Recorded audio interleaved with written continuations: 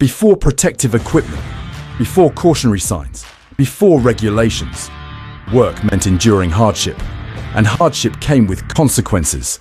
The Industrial Revolution reshaped society. Production soared, but protection for workers, it lagged behind.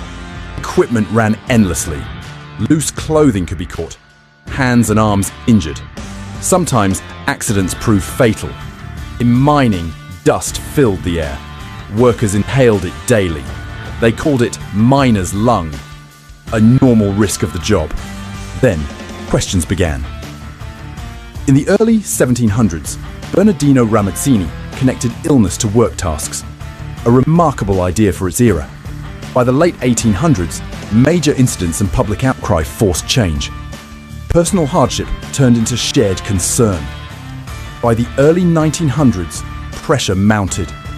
Governments established review systems and early regulations. The idea took hold. Work shouldn't cost a life. Today, we have organized systems and clear guidelines. But hazards persist, and the responsibility to manage them is ongoing. Every rule we follow now exists because someone suffered without it. Protection is built on history, formed through human experience.